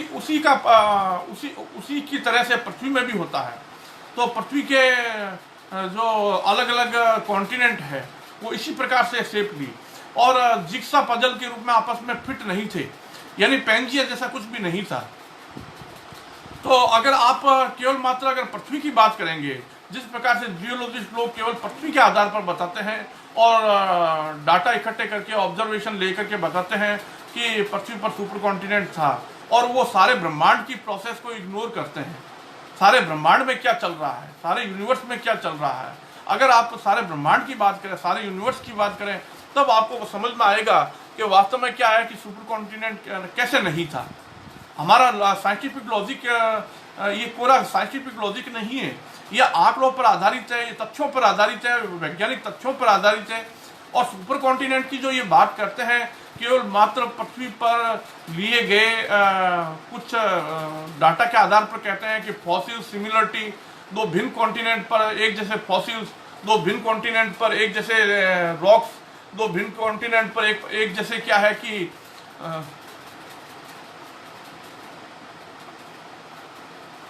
तो आपको मैं ये कहना चाहता हूं कि मेरी इस विचारधारा के पीछे, इस वैज्ञानिक विचारधारा के पीछे बेस क्या है। आप कंप्लीट यूनिवर्स की बात कीजिए, कॉमन थिंग की बात कीजिए, सिमिलरिटी की बात कीजिए और सिमेट्रिसिटी की बात कीजिए। केवल मात्र आप क्या है कि केवल एक पृथ्वी के आधार पर नहीं कह सकते कि सुपर कॉन्टिनेंट था। तो अगर आप पूरे यूनिवर्स की बात करेंगे, दूसरे ग्रहों की बात करेंगे, दूसरे गैसियन प्लैनेट की बात करेंगे, दूसरे तारों की बात करेंगे, दूसरे सूर्यों की बात करेंगे, दूसरे नेबुलों की बात करेंगे, दूसरे क्या है कि ब्लैक होल गैलेक्सियों की बात करेंगे, तो सब जगह ऐसे ट्विस्ट टाइट हो रहा है, मरोड़ा और निचोड़ा जा रहा है। लेकिन बात ये है कि वो रेट ऑफ ट्विस्टिंग क्या है।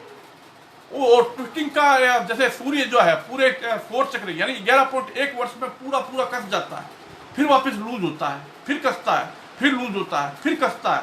तो कहने का मतलब पृथ्वी भी जो है वो कसती है, फिर लूज होती है, फिर कसती है, फिर लूज होती है। तो डे नाइट का हम एक्सप्लेनेशन ऐसे करते हैं कि वास्तव में क्या है कि रेट ऑफ ट्विस्टिंग का महत्व है। मैंने YouTube पर भी इसको एक्सप्लेन किया है अपने चैनल पर, और मैं ये कहना चाहता हूँ कि वास्तव में अगर आप सूर्य की ट्विस्टिंग की रेट को देखें, बृहस्पति, शनि, यूरेनस, नेपच्यून की रेट ऑफ ट्विस्टिंग को देखें, दूसरे गैलेक्सियों तारों की देखें, पल्सेटिंग स्टार को देखें, तो ऑसिलेशन का एक विराट रूप, एक विराट मंथन आपके सामने प्रकट होता है। इस प्रकार से हमारी पृथ्वी जो है वो क्या है कि मथी जा रही है। उसमें अभी हाल ही में नासा का एक वीडियो जारी हुआ, उसमें बताया कि पृथ्वी एक लिविंग की तरह व्यवहार करती है। उसमें हवाएं, पानी मिलकर के और सॉलिड कैश में सब मिलकर के पृथ्वी को कस रहे हैं। तो वास्तव में अगर आप अपने सोचने का नजरिया बदलें तो आपको ट्विस्टिंग के और भी बहुत से उदाहरण मिल सकते हैं पृथ्वी पर, जानवरों में। अगर आप प्राणियों में देखें, उनकी हैबिट्स में देखें, उनके DNA में देखें, उनके क्या है कि कंकाल में देखें, उनके हर आदत में देखें, तो ट्विस्टिंग का आपको प्रमाण बहुत कुछ मिलेगा। तो वास्तव में क्या है कि घूर्णन जैसा कुछ होता ही नहीं है। तो आप अगर जैसे पेड़ पौधे हैं उनमें देखें ट्विस्टिंग हो रहा है, जैसे अनेक तरह के पेड़ हैं, अनेक तरह के पौधे हैं, नॉर्थन और साउथर्न हेमिस्फीयर में दोनों पार्ट्स में ट्विस्टिंग होता हुआ दिखाई देता है। इसी तरह से अगर आप कई पक्षियों में देखें, कई जानवरों में देखें, कई आप प्रमाण की बात कर रहे हैं। मैं आपको बताऊं कि ये वैज्ञानिक प्रकार से आपके सामने क्या है कि कई पक्षियों की और कई जानवरों की आदत है, उनकी संरचना है। जैसे हम योगा की बात करें तो योगा में भी हम ऐसा ही करते हैं कि हमारा शरीर जो है ट्विस्टिंग योगा के द्वारा हमारे शरीर में काफ़ी आराम मिलता है। इसी तरह से हम अगर और बातें करें कि branching of leaves, branching of stems और फिलोटैक्सी, इन्फ्लोरेसेंस, ये सब ट्विस्टिंग के ही रूप है। इसी तरह से अगर आप पेड़ पौधों को नॉर्थन और साउथर्न हेमिस्फीयर में कुछ प्लांट्स ऐसे हैं जो अपोजिट ट्विस्ट होते हैं। आपके खुद के एरिया में देखिए कि कई प्लांट्स ऐसे हैं ट्विस्ट होते हुए दिखाई देते हैं। तो ये सब क्यों है? तो एक कॉमन ज्योमेट्री जो सारे यूनिवर्स में पाई जाती है, सारे तारों में पाई जाती है, गैलेक्सियों में, नेबुलों में पाई जाती है। तो अगर आप आकाश गंगाओं को देखें तो वो भी इस प्रकार से अगर 3D में देखें तो वो इस प्रकार से ट्विस्ट होती हुई है, कसी जाती है। हमारी मिल्की वे गैलेक्सी के बारे में भी ये कहा जाता है कि वो ट्विस्ट हो रही है, वार्प हो रही है। इसी प्रकार से और भी कई गैलेक्सियां हैं, इसी प्रकार से कई नेबुलाएं हैं। और अगर आप पूरे यूनिवर्सल सिस्टम की बात करें तो हमारा ये जो ब्रह्मांड जो है वो ऑसिलेट कैसे करता है। जब ब्रह्मांड इस प्रकार से कसा जाता है, जब टाइट होता है, इस प्रकार से कसता है, तो सारा मैटर ड्रैग होकर के सेंटर की तरफ लगता है, इकट्ठा होता है, और वो इकट्ठा होकर के वहां पे पिंड बनता है। फिर वापस ब्रह्मांड लूज होता है और फिर वापस ब्रह्मांड कसता है। इस प्रकार से ब्रह्मांड के सेंटर पर मैटर इकट्ठा होता है और इस तरह से ब्रह्मांड वापस लूज होता है। इस प्रकार से हजारों के हजारों पिंड बनते जाते हैं, उनको मैं ब्लैक होल कहता हूँ। तो सेंटर पर, ब्रह्मांड के सेंटर पर इस प्रकार से जब ब्रह्मांड इस प्रकार से कसता है तो उसके सेंटर पर एक पिंड बनता है और इस तरह से वो पिंड सेंटर से हट जाता है और वो तारों में बदलते जाते हैं। तो वो ब्लैक होल युक्त गैलेक्सियां बनती है और वो इस प्रकार से वो तारों में बदलते हैं। तारे फिर आगे जाकर के इस प्रकार से ग्रहों में बदलते हैं। जैसे सूर्य का भविष्य क्या है?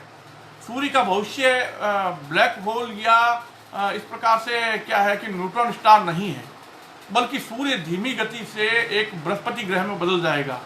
और सूर्य और बृहस्पति के बीच में अनेक प्लैनेट मिले, अनेक तारे मिले हैं। तो मेरे कहने का मतलब यह है कि हमारे सोलर सिस्टम का भविष्य क्या है। हमारा सोलर सिस्टम धीरे धीरे सिकुड़ता जाएगा और सिकुड़ते हमारा सूर्य मंद होता होता एक प्रकार से बृहस्पति ग्रह में बदल जाएगा। बृहस्पति से शनि में, शनि से यूरेनस में, यूरेनस से नेपच्यून में, नेपच्यून से सुपर आर्थ में, सुपर आर्थ से पृथ्वी में, पृथ्वी से फिर वीनस में, वीनस से फिर मार्स में, फिर मार्स से फिर आगे क्या है कि प्लूटो में, प्लूटो से फिर मरकरी में, मरकरी से फिर गैनीमीड में। इस प्रकार से अनेक चंद्रमाओं में बदलते हुए फिर कॉमेट में बदल जाएगा, कॉमेट से एस्ट्रॉयड में, और एस्ट्रॉयड के ब्रेक होते होते इस प्रकार से धीमी गति से ब्रह्मांड में वापस घुल जाएगा।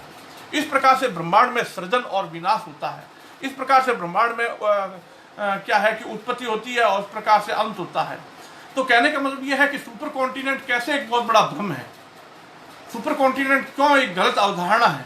क्योंकि जब हम पूरे यूनिवर्सल सिस्टम की बात करते हैं, जब हम पूरे यूनिवर्स का शुरू से लेकर आखिर तक, तो एक कॉमन ज्योमेट्री है जो ब्लैक होल, तारों में और गैलेक्सियों में, सभी में, और इस प्रकार से नेबुलाओं में, इस प्रकार से सूर्य में, इस प्रकार से गैर दानव ग्रहों में, सभी में होता है। इसी के कारण हमारे क्या है कि पृथ्वी में भी वो ही कॉमन मोशन, वो कॉमन मैटर का मोशन, इसी प्रकार से वो धीमी गति से शेप लाता जाता है। इस प्रकार से अगर हम बृहस्पति में डिफरेंशियल रोटेशन को देखें, अलग अलग अक्षांश पर देखें, सैटर्न में देखें, यूरेनस में देखें, नेपच्यून में देखें, नेपच्यून के स्वर्लिंग वीडियो को देखिए आप, तो वो इस प्रकार से जो अलग अलग अक्षांश पर जो मोशन है, इस प्रकार की मोशन ने ही आगे जाकर कॉन्टिनेंट्स को ऐसी शेप दी। इस तरह से प्लेट टेक्टोनिक्स का धीमी गति से विकास हुआ, इस तरह से कॉन्टिनेंटल ड्रिफ्ट हुआ। तो कहने का मतलब यह है कि वास्तव में क्या है कि अल्फ्रेड वेगनर ने जो थ्योरी दी थी कि सारे महाद्वीप आपस में जुड़े हुए थे और एक बड़ा महाद्वीप था, और वो महाद्वीप पेंजिया कहलाता है, कि अफ्रीका और साउथ अमेरिका आपस में जिक्सा फिटिंग के द्वारा एक दूसरे में फिट थे, और एक जिक्सा पजल की तरह एक दूसरे में ऐसे खांचे में फिट थे। ऐसा नहीं था, और ना ही नॉर्थ अमेरिका, ना ही अफ्रीका, साउथ अमेरिका और इंडिया, अंटार्कटिका और इस प्रकार से ऑस्ट्रेलिया एक दूसरे में फिट नहीं थे। वास्तव में क्या है कि लॉन्ग प्रोसेस अपोजिट डायरेक्शन में, जिस प्रकार से आप इस मानचित्र में देख रहे हैं, जिस प्रकार से देख रहे हैं, ये ग्लोब है। इस ग्लोब में देखिए इस प्रकार से आप ये बेंडिंग करता हुआ जो मैंने निशान बनाए हैं, इस प्रकार से देखिए, इस प्रकार से ये इस प्रकार से जो बेंडिंग है। तो कहने का मतलब ये है कि अगर आप पूरे ग्लोब की बात करेंगे, पूरे मानचित्र में अगर ध्यान से तलाशेंगे, आपको पूरा पृथ्वी ऐसा लगेगा कि वास्तव में अतीत में ये बहुत ज़्यादा ट्विस्ट हो रहा था, यानी डिफरेंशियल रोटेशन बहुत ज़्यादा था।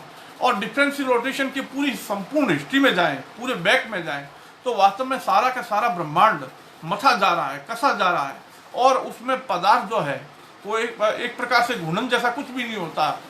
वास्तव में सारा ये खेल किसका है? रेट ऑफ ट्विस्टिंग का है, रेट ऑफ ऑसिलेशन का है। कहने का मतलब ये है कि हमने अपनी पूर्व चर्चा में जैसे बताया, दी ऑसिलेटिंग यूनिवर्स की चर्चा में, कि वास्तव में यूनिवर्स जो है वो कसता है और इस प्रकार से खुलता है, इस प्रकार से ट्विस्ट और टाइट होता है। तो हम आज की इस चर्चा में, जैसे कि मैंने बताया है, मैं आपके सामने कुछ वीडियो दिखा रहा हूँ, और उन वीडियो को ध्यान से देखिएगा। आपके सामने इन वीडियो को देखने पर क्या विचार आता है, देखिए। अभी मैं आपके सामने कुछ वीडियो दिखाता हूँ।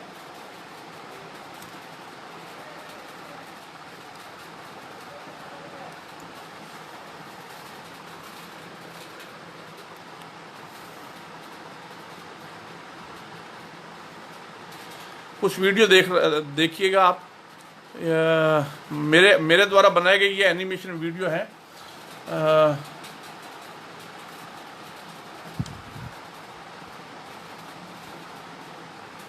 इन वीडियो को देखिएगा आप ध्यान से, और सोचिएगा कि हमारा जो सूर्य है इस प्रकार से ट्विस्ट और टाइट होता है। देखिए,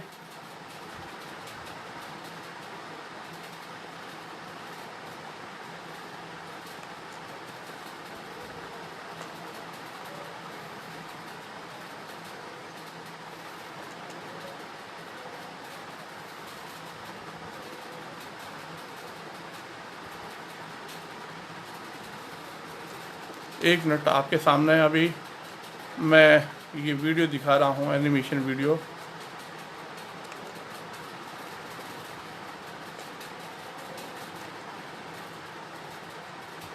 ये एनिमेशन वीडियो मैंने बनाया है और आपके सामने दिखा रहा हूँ।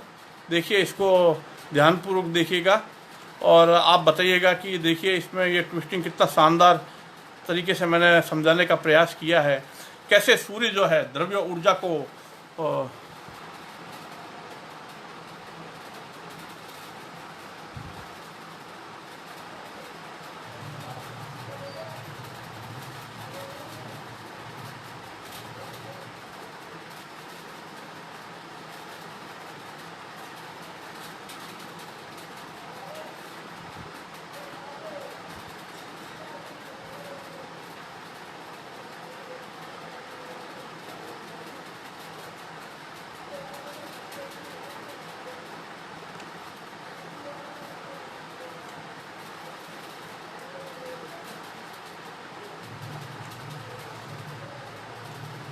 एक मिनट आपके सामने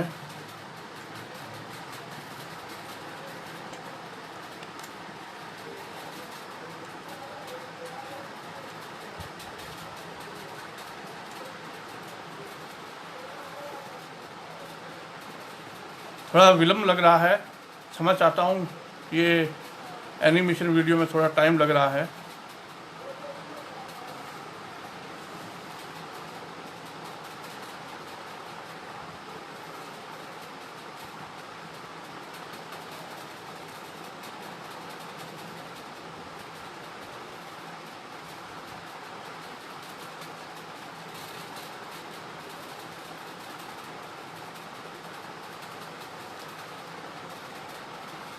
ये देखिए, इस प्रकार से हमारा जो सूर्य जो है ट्विस्ट और टाइट होता है, इस प्रकार से।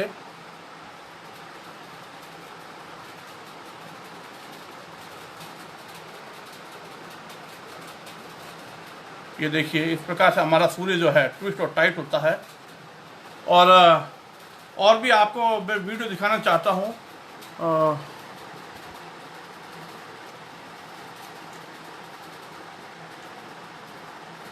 ये देखिए,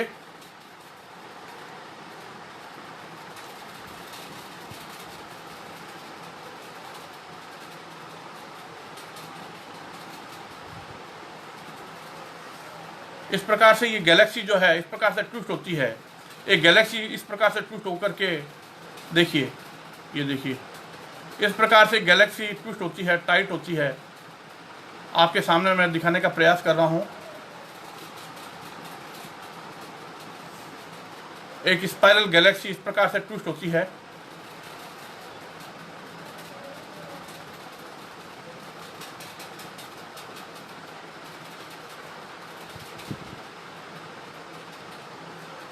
तो वास्तव में क्या है कि रेट ऑफ ट्विस्टिंग का इफेक्ट है, और हमारा जो पृथ्वी है वो इस प्रकार से ट्विस्ट और टाइट हो रहा है। देखिए, इस प्रकार से हमारी पृथ्वी जो है इस प्रकार से इस तरह से ट्विस्ट और टाइट हो रही है। ये देखिए, इस तरह से।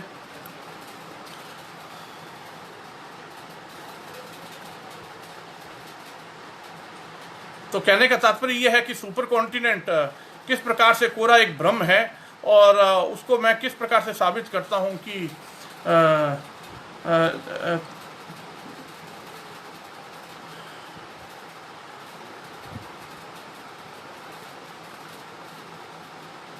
इस प्रकार से देखिए, ये पृथ्वी को हवाएं और पानी और सब मिलकर के ट्विस्ट और टाइट करते हैं और कस रहे हैं। तो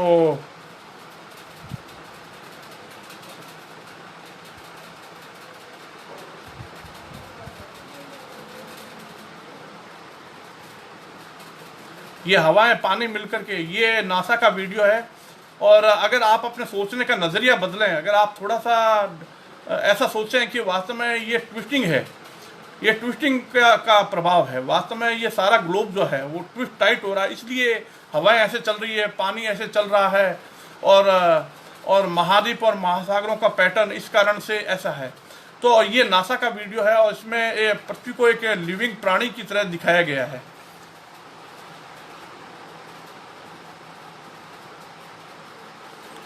तो ब्रह्मांड में इस प्रकार से देखिए, इस प्रकार से एक ट्विस्टिंग और टाइटनिंग का ये रूप आप सब जगह देख सकते हैं। ये रेट ऑफ ट्विस्टिंग का प्रभाव है। अगर आप गैलेक्सी और तारों को सभी को देखें तो वो सब ट्विस्ट और टाइट हो रही है, घूर्णन जैसा कुछ भी नहीं है। ये नेपच्यून का वीडियो है। देखिए आप, नेपच्यून का स्वर्लिंग मोशन का वीडियो है। ये एरिज़ोना यूनिवर्सिटी के वेबसाइट से मैंने लिया है, यूट्यूब चैनल से लिया है। देखिए, इस तरह से ये ट्विस्टिंग साफ दिखाई देता है इसमें। इस तरह से डिफरेंशियल रोटेशन के कारण, अलग अलग अक्षांश पर अलग अलग वेलोसिटी से डिफरेंशियल रोटेशन के कारण वास्तव में क्या है कि इस तरह से जो आप देखते हैं, जैसे ये देखिए जुपिटर में, अगर आप जुपिटर में देखें तो इस तरह से आपको अलग अलग अक्षांश पर अलग अलग वेलोसिटी से चलते हुए ये इस प्रकार से जो है, तो इसी के कारण वास्तव में कॉन्टिनेंट की शेप बनी। वास्तव में ऐसी शेप क्यों बनी, महाद्वीपों की ऐसी आकृति क्यों बनी? इसका कारण यह है कि जो बृहस्पति में हो रहा है, जो शनि में हो रहा है, जो यूरेनस में हो रहा है, जो नेपच्यून में हो रहा है, उसी ने पृथ्वी पर महाद्वीपों को आकृति प्रदान की। और इसी प्रकार से अगर आप और देखें,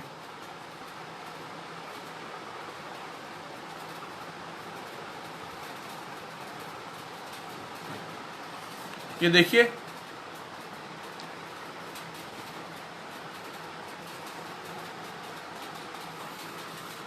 ये बृहस्पति ग्रह में इस प्रकार से जो ये स्वर्लिंग इस प्रकार से अलग अलग अक्षांश पर अलग अलग वेलोसिटी से जो एटमॉस्फेयर इसका मूव कर रहा है, ऐसा ही कुछ पृथ्वी में था।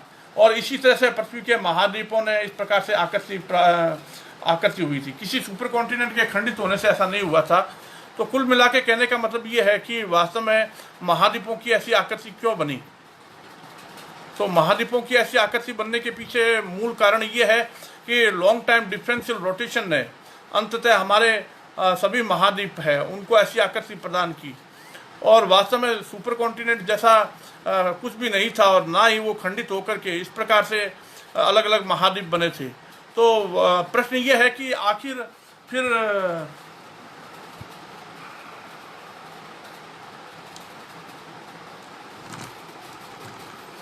तो प्रश्न ये है कि वास्तव में आखिर महाद्वीपों की ऐसी जो अलग अलग जो आप देख रहे हैं कि फॉसिल्स के प्रमाण हैं, और इसी प्रकार से सिमिलर कोस्ट लाइन का प्रमाण है, और इसी प्रकार से और दूसरे प्रमाण भी है। तो इसको कैसे समझाएंगे? अगर सिमिलर फॉसिल्स की बात है तो लॉन्ग टाइम डिफरेंशियल रोटेशन से एक कॉन्टिनेंट को क्रॉस करके दूसरे कॉन्टिनेंट पर फॉसिल्स पहुंच गए, जानवर पहुंच गए और पौधे पहुंच गए, और इसी प्रकार से सिमिलर रॉक्स और सिमिलर मिनरल्स ये भी हम समझा सकते हैं। और माउंटेन्स बिल्डिंग कैसे हुआ, फाल्ट और फोल्ड कैसे होते हैं, और इसी प्रकार से प्लेट टेक्टोनिक्स कैसे होता है, कॉन्टिनेंटल ड्रिफ्ट कैसे होता है। तो कहने का मतलब ये है कि अगर आप इस दृष्टि से सोचें कि पृथ्वी की उत्पत्ति कैसे हुई, पृथ्वी की उत्पत्ति का वर्तमान आइडिया ही गलत है। पृथ्वी के जन्म का जो सिद्धांत है, जो ये कहा जाता है कि जो जितने भी ग्रह हैं, पृथ्वी है, वो सारे क्या है कि सूर्य के एक्रीशन में इस प्रकार से पदार्थ के टकराने से इस प्रकार से रॉकी ग्रह बने। गैस जिन प्लैनेट को वो इस तरह से नहीं समझाते। इस तरह से कहने का मतलब ये है कि अगर आप ब्रह्मांड में क्या है कि तारों और ग्रहों के उत्पत्ति के सिद्धांत को चुनौती देते हैं तो सारी कहानी बदल जाती है। फिर क्या है कि आप सुपर कॉन्टिनेंट की बात कैसे करेंगे?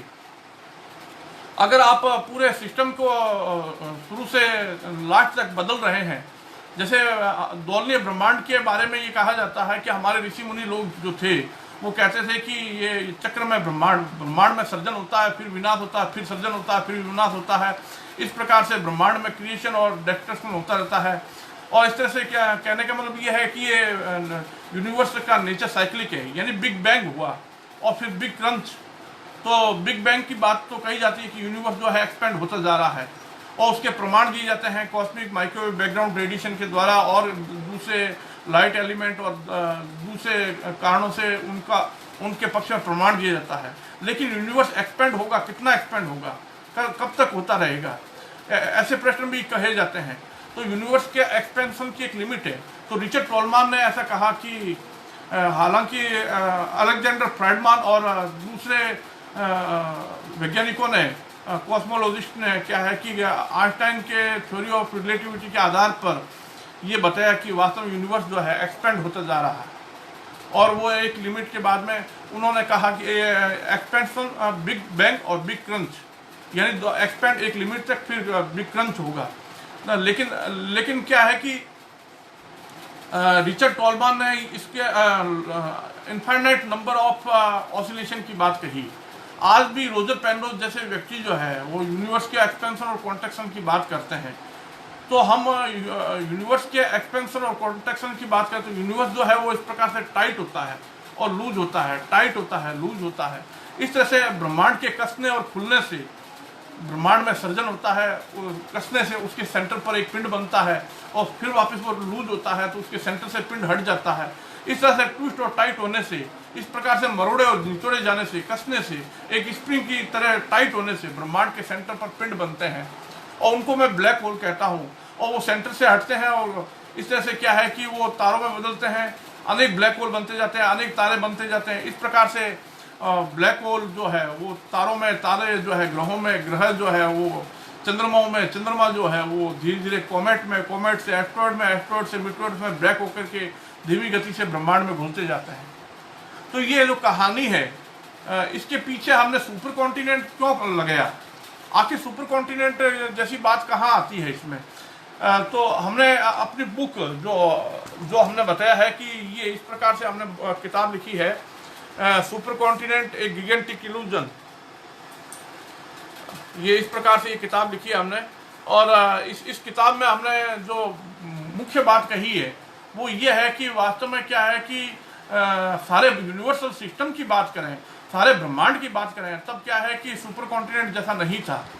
लेकिन अगर हम केवल मात्र पृथ्वी की बात करें, क्योंकि पृथ्वी सारे ब्रह्मांड से कनेक्टेड है और उसका सारे यूनिवर्स से कनेक्शन है, और वो दूसरे ग्रहों तारों से बनते हुए और कन्वर्ट होते हुए, इस तरह से हम कॉलिजियन थ्योरी को गलत साबित कर रहे हैं और ट्रांसफॉर्मेशन थ्योरी को सही साबित कर रहे हैं।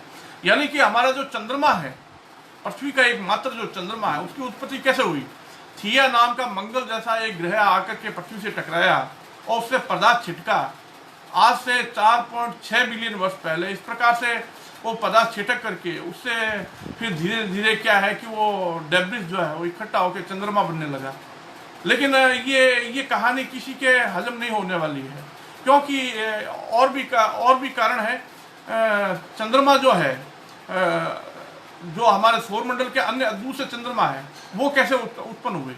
बृहस्पति के जो इतने सारे चंद्रमा है, जो 79 के करीब चंद्रमा है, और सैटर्न के जो 82 चंद्रमा खोजे जा चुके हैं, यूरेनस नेपच्यून के हैं, उनको कैसे समझाएंगे? तो हमारे जो चंद्रमा की उत्पत्ति है वो क्या है कि पृथ्वी से नहीं हुई या किसी ग्रह के टकराने से नहीं हुई, बल्कि चंद्रमा जो है, अगर हम बैक में जाएं तो हमारा चंद्रमा जो है पहले बड़ा था और बड़ा था और बड़ा था। इस तरह से क्या है कि चंद्रमा पहले एक ग्रह था, चंद्रमा एक गैनीमेड ग्रह के बड़े चंद्रमा की तरह था। इस प्रकार से उससे पहले वो प्लूटो जैसा था, उससे पहले वो क्या है कि मरकरी जैसा था, उससे पहले और जाते हैं तो वो क्या है कि मार्स जैसा था, उससे पहले वीनस जैसा था, पृथ्वी जैसा था। तो हमारे चंद्रमा की जो पूरी कहानी है, पूरी हिस्ट्री है, वो ये है कि वास्तव में चंद्रमा कन्वर्जन के द्वारा पैदा हुआ, ना कि कॉलिजन के द्वारा पैदा हुआ, ट्रांसफॉर्मेशन के द्वारा पैदा हुआ था। तो हमारा जो पृथ्वी है, तो पृथ्वी जो है पहले थोड़ा बड़ा था, उससे पहले थोड़ा और बड़ा था और बड़ा था और बड़ा था। इस प्रकार से ब्रह्मांड में ऐसे कई ग्रह मिले हैं और खोजे जाते जा रहे हैं। ऐसे अनेक ग्रहों की खोज हो रही है, जिनके आधार पर पता चलता है कि नासा का कैप्टर मिशन ही नहीं, और भी कई मिशन हैं जिनके द्वारा नए नए ग्रहों की खोज हो रही है। तो अगर आप इस बात पर गौर करें कि वास्तव में पृथ्वी जैसे और ग्रह मिले हैं, उनसे बड़े मिले हैं, उनसे और बड़े मिले हैं, गैर दानव ग्रह मिले हैं, उन सबका कंपैरिजन करें, तब पता चलता है कि वास्तव में पृथ्वी के जन्म का तरीका ही बदल गया है। और जब तरीका बदल गया तो बृहस्पति अनंत काल के लिए तो बृहस्पति रहने वाला नहीं है, शनि अनंत काल के लिए शनि नहीं रहेगा, यूरेनस अनंत काल तक यूरेनस नहीं रहेगा, नेपच्यून भी अनंत काल तक नेपच्यून नहीं रहेगा। कुल मिलाकर के वो धीमी गति से एक दूसरे में बदलेंगे, एक दूसरे में कन्वर्ट होंगे। यानी बृहस्पति में जो तत्व हैं, जो एलिमेंट्स हैं, जो एटॉम हैं, जो वो धीरे धीरे क्या है कि हैवी एलिमेंट बनेंगे और सरल से कॉम्प्लेक्स मॉलिक्यूल बनेंगे, उनमें रासायनिक बदलाव होगा। और इस प्रकार से शनि में भी होगा, यूरेनस नेपच्यून में भी होगा। इस प्रकार से धीमी गति से जो Brihaspati, Shani, Uranus, Neptune, super अर्थ इस प्रकार से उत्पन्न होंगे। तो इस प्रकार से अगर हम बात करें तो बताइए फिर सुपर कॉन्टिनेंट कैसे था? क्यों? क्योंकि जो डिफरेंशियल रोटेशन जुपिटर में है, सैटर्न में है, यूरेनस में है, नेपच्यून में है, वही डिफरेंशियल रोटेशन आखिर इन महाद्वीपों को इस प्रकार की आकृति प्रदान करते हैं। आज की इस चर्चा में हमने बहुत ही संक्षिप्त में ये बात बताने का प्रयास किया है कि सुपर कॉन्टिनेंट कैसे गलत है और इसके विस्तार में अनुसंधान की आवश्यकता है।